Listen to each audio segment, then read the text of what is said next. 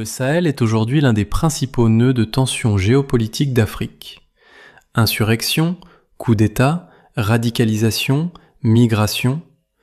Dans ce contexte explosif, un acteur discret mais déterminé s'impose comme un pivot stratégique, le Maroc. Mais pourquoi Rabat met-il tant d'efforts dans une région instable, loin de ses frontières immédiates ?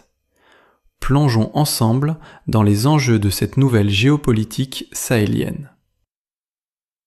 Depuis plusieurs années, le Sahel connaît une succession de crises politiques et sécuritaires.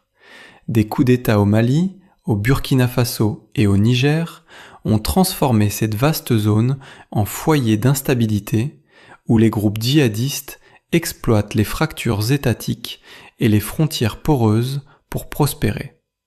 Cette instabilité ne reste pas confinée.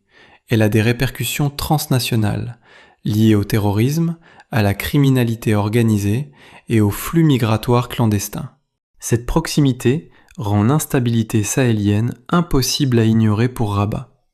Les flux clandestins, les réseaux criminels ou encore les idéologies radicales qui circulent dans le Sahel peuvent rapidement franchir les frontières vers le nord. Les conséquences de l'instabilité ne sont pas seulement sécuritaires, elles sont aussi économiques et sociales. Les migrations irrégulières en provenance du Sahel vers l'Europe, via le Maroc, sont une pression constante sur les ressources et les infrastructures nationales. De plus, les chaînes commerciales sahéliennes influencent la croissance économique régionale et continentale.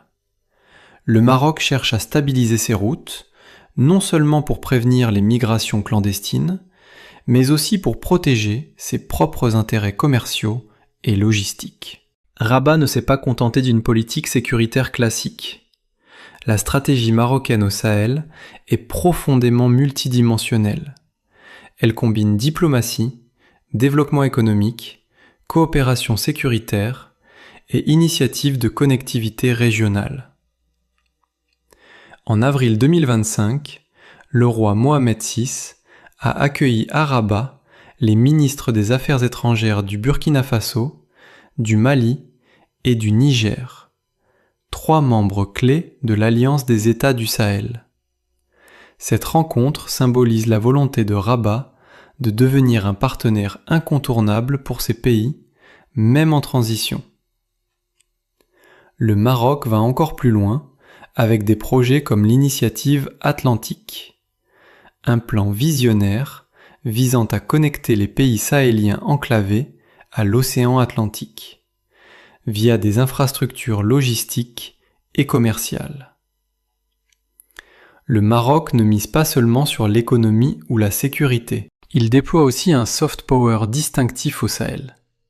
Le royaume utilise ses liens religieux et culturels, notamment par le biais de l'Institut Mohamed VI pour la formation des imams, ou des fondations religieuses soutenant des approches modérées de l'islam.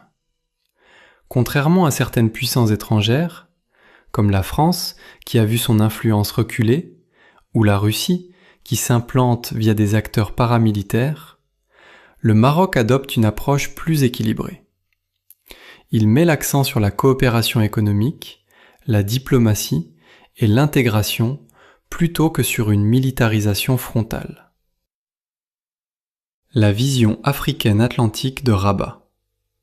Elle vise à intégrer plus étroitement les économies sahéliennes et ouest-africaines à un espace commercial élargi, reliant l'Afrique à l'Atlantique et au monde. Le Maroc travaille également avec des partenaires internationaux, l'Union européenne, les États-Unis, mais aussi des acteurs émergents, pour renforcer la stabilité sahélienne dans une logique de coopération. À long terme, le Maroc ne cherche pas seulement à stabiliser le Sahel, il aspire à en faire un partenaire économique et politique durable. L'objectif est clair, transformer une région instable en un pilier de stabilité, de commerce, de mobilité humaine contrôlée et de coopération régionale. Mais de nouveaux défis se profilent. La concurrence d'acteurs extérieurs, la persistance des menaces sécuritaires et les transitions politiques incertaines. C'est ici qu'intervient ce que certains analystes appellent déjà la doctrine Rabat.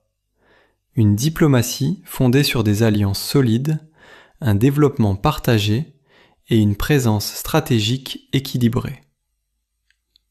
Le Sahel n'est pas seulement un défi pour le Maroc. Il est une opportunité d'édifier un nouveau modèle de coopération régionale et de sécurité partagée.